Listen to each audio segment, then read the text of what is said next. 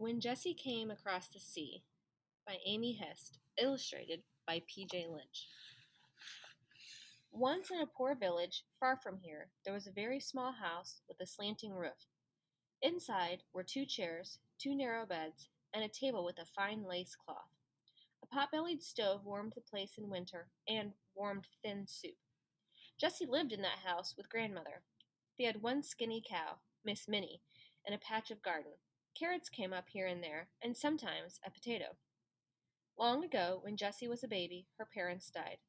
Jessie kept her mother's wedding band, though, in a tiny silver box with a tiny lace lining. From time to time, she tried it on. In the morning, when the village boys went to the rabbi for lessons, Jessie went too. Grandmother insisted. At night after supper, Jessie read out loud. She practiced her letters by the fire. Grandmother sewed lace. The coins she earned were dropped in a jar on the table. Now you read, grandmother, and copy me good letters. Jessie liked being teacher. Me? Learn to read and write? Grandmother scoffed. Sometime, you never know, you may want to read some things, Jessie said. You may want to write. Grandmother showed Jessie how to sew lace, but Jessie stuck herself often. Why do I have to learn? She cried. Sometime, you never know, you might want to sew some things, Grandmother answered. You may want to earn some money. One evening, toward the end of summer, the rabbi called the people of the village to the synagogue. The news from America is sad, said the rabbi. My good brother Mordecai has left this world. The villagers sighed and shook their heads. Rest in peace, they said. Shortly before he died, my Mordecai sent me a ticket to America. The rabbi paused. He wanted me to join him there. America, the promised land! The voices rose as one. But alas, the rabbi sighed, I am the rabbi. How do I leave this village? How do I quit my people? He threw up his hands. Someone else must go in my place. Someone of my choosing. Later that night, many villagers came to the rabbi's house. Rabbi, listen to reason. I must go to America, for I am strong. Rabbi, listen to good sense. I must go to America, for I am smart. Rabbi, listen to logic. I must go to America, for I am brave. The rabbi listened. How they boast and brag, he thought. Tonight I shall seek guidance from the Almighty, he told the villagers. You go home. Tomorrow I will choose. Early the next morning, Jessie and her grandmother had a caller. I have decided, announced the rabbi. Jessie will go to America. My brother's widow has a dress shop in New York City. Her name is Kay, and Jessie can help with the sewing. She will comfort the good lady. Jessie's hands started to shake. America? So far away from grandmother. She bit her lip, for she must not cry in front of the rabbi. Don't make me go, she thought. You know best. Grandmother spoke quietly to the rabbi. Oh, but her heart was breaking.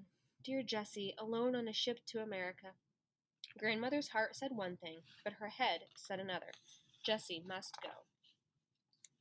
A week passed quickly, then 2 more, as grandmother prepared Jessie for her journey. The morning the ship was to sail, it rained so hard there was no telling where the sky met the sea. America, good things wait you there, grandmother had promised. Jessie stood at the rail, holding her hat against the wind and the rain.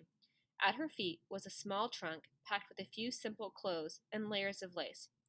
In Jessie's pocket was the tiny silver box with the tiny lace lining, but her mother's wedding ring was not inside. Keep it safe for me, grandmother said. She whispered as they kissed goodbye. Grandmother, she called, but the boat slipped away from the dock, then into the channel, and on toward the sea. Umbrellas faded in the mist. Rain pelted Jessie's face. It slid down the back of her collar. Later, she sat on her trunk and cried. Passengers pitied the girl with the auburn hair and ginger-colored freckles. But what could they do? Crammed together and fearful, speaking strange languages, huddling close to keep warm. What could they do for Jessie? The ship sailed west for many days. At first it was stormy. Jessie lay curled on a mat, too ill to eat, too ill to sleep. She thought about grandmother in the hut with the slanting roof, eating her soup alone. On the 4th morning, the sun came up and the passengers dried out. They played cards and sang. Sometimes they argued, but mostly they talked, swapped stories and dreams. dreams of America, where the streets were paved with gold. America, land of plenty. Jessie began sewing to pass the time. Just to touch the soft lace was like touching grandmother again. A little girl with almond eyes climbed onto Jessie's lap.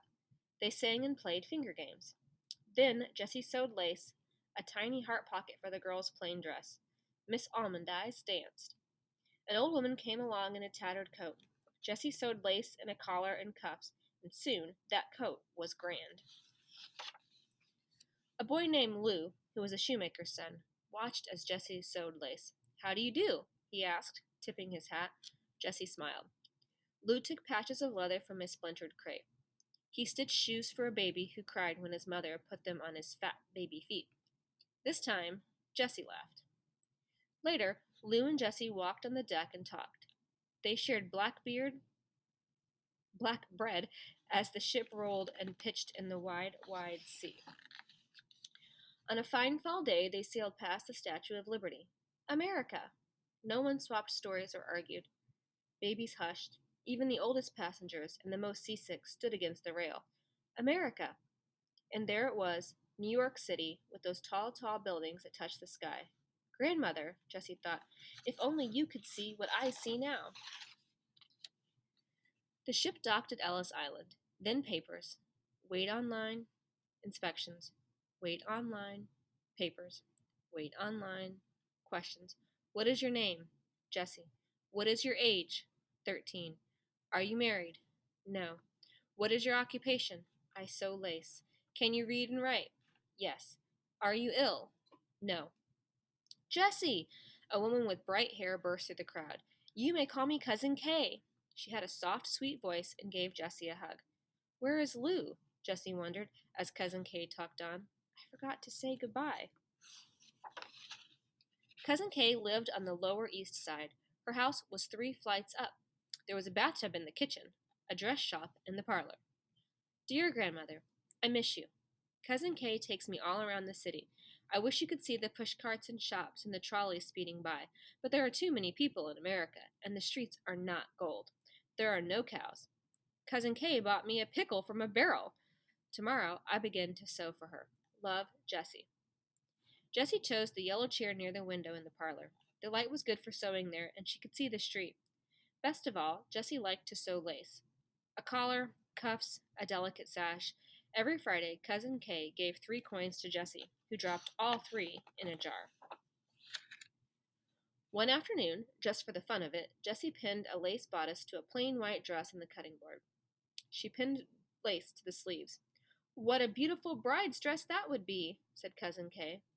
Miss Emily Levy was browsing in the shop that very day. Well, I'm getting married. Can this dress be for me? The wedding dress was lovely, so lovely that Emily's cousin, Miss Rachel Katz, wanted one just like it for her wedding. Before long, brides were filling up Cousin Kay's parlor. You must go to school, said Cousin Kay one day. Everyone in America speaks English. My Jessie will speak it too. So in the morning, Jessie went to school. A for apple, B for boy, C for carrot. This English was hard. Dear Grandmother, I miss you more than ever. There's a library here with rows of books. I want to read them all. On Sundays, I take long walks on the city streets and don't get lost anymore. There are flowers in the parks. Love, Jessie. Jessie learned more and more English. She sewed beautiful lace. And so 3 years passed. She was a young lady now, 16. On an icy cold Sunday in March, Jessie walked up Fifth Avenue, then into the park where the trees were covered with new snow. Sleds crisscrossed the hills. Jessie sat on a bench and watched a young man as the wind whipped up and blew his hat off. She laughed out loud. The young man turned. Lou! Jessie couldn't believe her eyes. Lou, her friend from the ship. Jessie waved, and Lou, the shoemaker's son, waved back. He would have tipped his hat, but it was far away. The next Sunday, they met again on the bench in the park, and the Sunday after that. Dear Grandmother, I have a special friend. He makes good strong shoes from patches of leather. His name is Lou. You will like him, Grandmother, I promise. Love, Jessie. One evening, Jessie met Lou's parents, his brother, and his 3 sisters. She brought a basket of bread with a lace cloth. The 2 little sisters cried when she left. Marry me? asked Lou on the stairs outside his house. Soon, Jessie smiled and held his hand. Days passed and weeks. Jessie sewed lace early and late. Months went by. Jessie sewed and sewed. And then one day the jar was filled with coins. She brought it to a man who sold tickets to America. "I need a ticket for grandmother," she said. Every day, Jessie rushed down 3 flights of stairs to the mailbox. The letter came, finally, on a breezy day. The handwriting was shaky, but Jessie knew grandmother had written every word herself. "Dear Jessie, I sewed the ticket to the lining of my coat. I say goodbye to this village. The rabbi is taking Miss Minnie. Your loving grandmother." The morning her ship arrived in New York Harbor, it rained so hard there was no telling where the sky met the sea. Grandmother was older than Jessie remembered, and much more frail. They held each other for a long time. "I've brought something for you," Grandmother whispered, "from across the sea." And with that, she slipped Jessie's mother's wedding band into Jessie's hand, and they went home, for there was going to be a wedding.